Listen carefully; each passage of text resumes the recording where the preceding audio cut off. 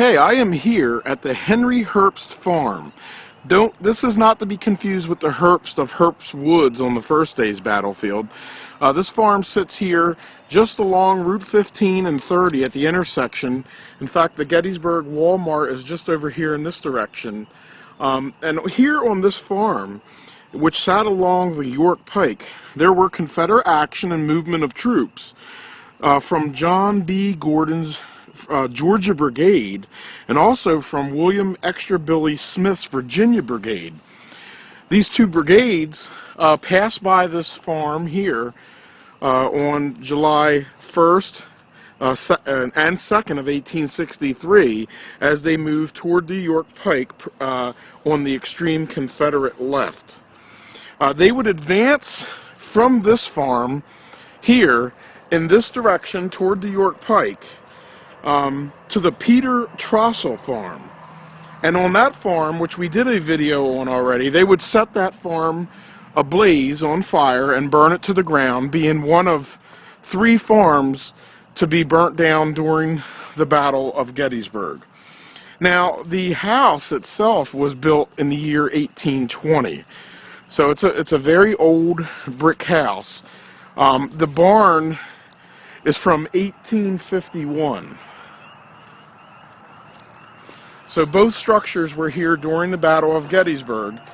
And like I said, Confederate troops from Gordon and Smith passed right by this farm in this direction, actually up this very farm lane here, on July 2nd, 1863. And they moved just across the York Pike to the Peter Trossel farm. So you'll want to go back and watch our videos on the Peter Trossel farm. This tree here is actually a witness tree to that action. This farm lane here was one of the roads that these troops marched on. At one time, the road did not bend to the right like it does today and then go out toward Sheeler Road by the Walmart. The road actually had went straight. And of course, Route 15, the modern Route 15, when it was built, it pretty much done away with this road being used as a traveling road. This is one of the treasures here of Gettysburg, one of the least visited houses and farms because of its location. And I've actually been given permission by the owner here, named Brian, to come onto the property and do this video for our Gettysburg Battlefield Facebook friends. The actual address for this house is 3 Sheeler Road, and it is just beyond this house, and you can see the sheets over here, and then you can see the hotel, and just beyond is the Walmart. Just on the other side of these trees in front of us is an open field where the proposed super Walmart is to be built.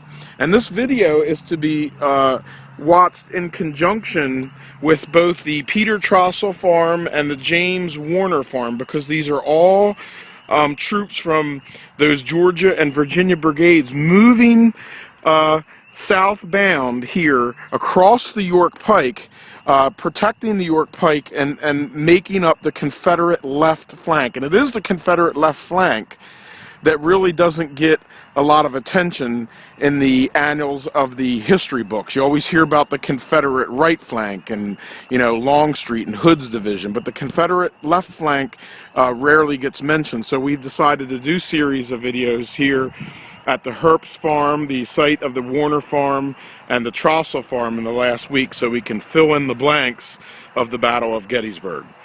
This has been the Henry Herbst house and farm on Gettysburg Battlefield Facebook. Site here along the York Pike in 1863 sat the James Weaner farm.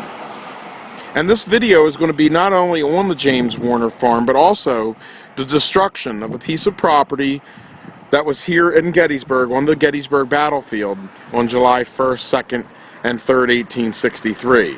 Today, where the James Weaner farm once sat is the garden center for the Gettysburg Walmart. The James Weaner farm sat across the street from the hospital woods of Camp Letterman, which is right here, Camp Letterman being in this direction here. The Weaner farm was actually owned by a man named Weibel, and he was a farmer, a tenant farmer on the property. It was a beautiful Greek Revival style home that was demolished in 1989 to make way for the Gettysburg Walmart. The sad thing about this is that today, in a local news story, the Gettysburg Walmart is attempting to make a super Walmart just about a half of a mile in this direction, at the Henry Herbst farm, which is now in danger. So this enterprise that's already destroyed one Civil War farm may destroy another one. Now there was Confederate action here at the Weaner farm along the York Pike in July of 1863. As members of Gordon's Georgia Brigade and William Extra Billy Smith's Virginia Brigade, who were members of General Jubal Early's division, occupied the York Pike in protecting the Confederate left. And as these troops swept across the fields in this direction here, they headed toward Wolf's and Culp's Hill, which they would reach on July 2nd in the evening. Now, at one time, the Greek Revival style home sat right here, and the barn sat where the Wendy's was. In 1989, they were demolished to build the Walmart. Now, after the Gordon's and Smith's brigades moved away from the York Pike and headed toward the Culp's Hill and the Wolf's Hill direction, this area was then held by skirmishers and also members of Jeb Stuart's cavalry on July 3rd of 1863. Nothing really exists any longer of the James Weaner farm, except a few photographs, which I'll post, that were taken in 1989 just before its destruction. But it is a reminder to all of us here at Gettysburg Battlefield Facebook and all of our history buffs about how our history is being stolen from us in the name of development and in the name of progress. Again, this has been the James Weaner farm here along the York Pike, or the site of the former James Weaner farm, on Gettysburg Battlefield Facebook. Weaner Farm, Part 1, here on Gettysburg Battlefield Facebook. And the farm that we're looking at here in front of us was the Henry Weaner Farm. Its first deed was from 1802, and it was actually deeded to the Weaner family by descendants of William Penn and the Manor of Mask. The house, which you see back here in the distance, and also the barn here, dates back to 1842. So it was here during the Battle of Gettysburg and sat between the old Harrisburg Pike, which is over here heading south into Gettysburg, which troops under Jubal Early advanced to the town of Gettysburg on, and then also over here, which is the Hunterstown Pike to our left, which also Confederate troops advanced on Gettysburg after the Battle of Hunterstown on July 2nd, 1863. So this farm sits between the Hunterstown and the old Harrisburg Road, and it's very easy to get to. If you come north on the old Harrisburg Road from Gettysburg, you'll make a right on the Weaner Avenue. If you come north on the Hunterstown Road, you would make a left in the Weaner Avenue, and it's the farm, the old farm that sits here, is the Henry Weaner Farm.